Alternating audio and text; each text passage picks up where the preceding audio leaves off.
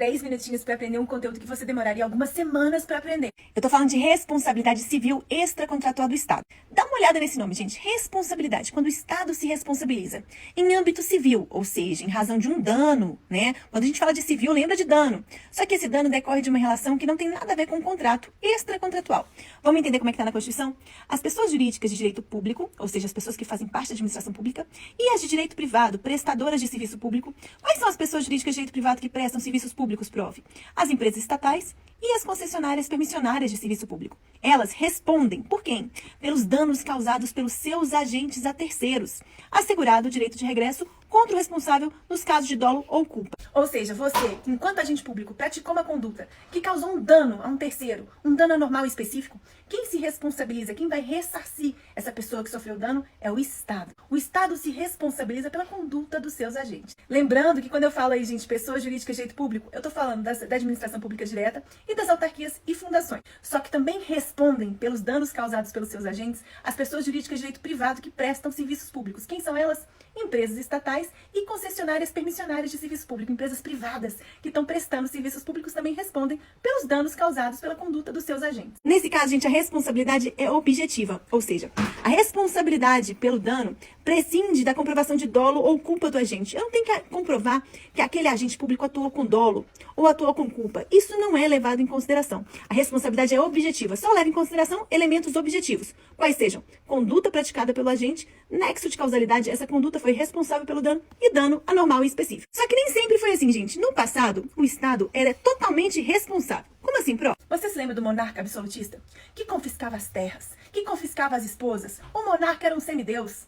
Ele praticava várias condutas que geravam danos aos seus súditos, mas não estava nem aí. Essa é a fase de total irresponsabilidade do Estado. O Estado não se responsabilizava. Entretanto, gente, em 1873 aconteceu o primeiro caso da responsabilidade do Estado, o leading case, que se deu na França e ficou conhecido como caso Blanco, quando uma garota foi atropelada por um vagão ferroviário e a família recebeu uma indenização. Primeira situação em que o Estado se responsabiliza. Dando continuidade a esse processo, surgiu a teoria da responsabilidade subjetiva. No caso, gente, subjetiva vem de sujeito. Essa responsabilidade tem como fundamento a culpa ou o dolo do agente. As intenções, o agente público agiu com a intenção de prejudicar, ou agiu de forma imprudente, negligente, ele teve culpa. Então, para a responsabilidade do Estado ocorrer nessa situação, eram elementos para a configuração da responsabilidade: a conduta do Estado, o dano, o nexo de causalidade e o elemento subjetivo, né, gente? A culpa ou o dolo, qualquer intenção. Depois surgiu a teoria da culpa do serviço, ou culpa do serviço, falta do serviço. Culpa anônima, gente, com o objetivo de ampliar a proteção da vítima, daquela pessoa que sofreu dano. Quando você sofre um dano em razão da má prestação do serviço público, cabe sim indenização. O serviço público foi prestado de forma deficiente ou não foi prestado.